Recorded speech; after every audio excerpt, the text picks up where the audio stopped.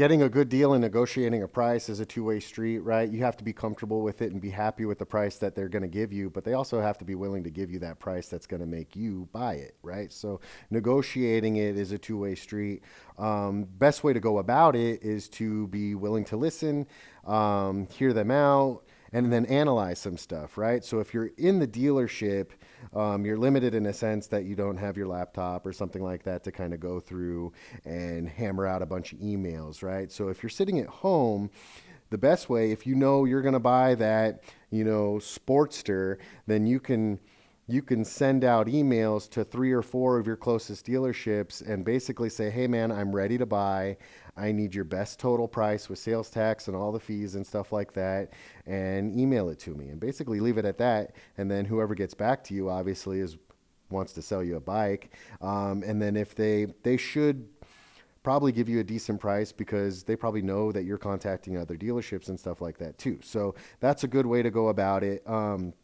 If you're in the dealership and you're talking to a salesperson or a manager and they're going over the price with you, and you're looking at a bill of sale and it's got destination and setup and dock and registration and sales tax, just know that sales tax isn't something they're going to be able to manipulate. They're not going to be able to reduce that. They're not going to be able to reduce registration. They're probably not going to be able to reduce dock because normally those are state regulated, and it has to be the same on every transaction. What can be negotiated is the price of the bike and then probably destination and setup, right? So they give you the price. You can ask them, well, how about $2,000 less? You right off the bat, you could do a couple grand less and see what they're willing to do.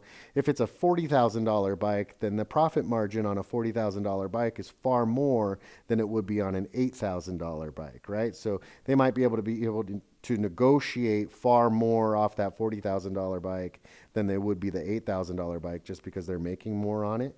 But you have to be comfortable with the price. So if they come back and said, yeah, man, let's do that $2,000 off and you're happy with it, then hell yeah, go for it. And then if you want to do it, some people negotiate a price and you say yes, and then they try to negotiate even more off of it. And that's not really a good way to go about it. So if you're going to try to negotiate, knock off as much price as you want to and see what they're willing to do. And if they come back and be like, you know what, we appreciate that $2,000 less offer. How about we split the difference and we do $1,000? And if that's comfortable with you, then go ahead and do it. And then if you're like, oh man, how about 1,500? Let's just wrap this up. It's over $500. And then if they do it, then that's pretty darn close to where you initially started with your negotiation, and I'd be happy with that.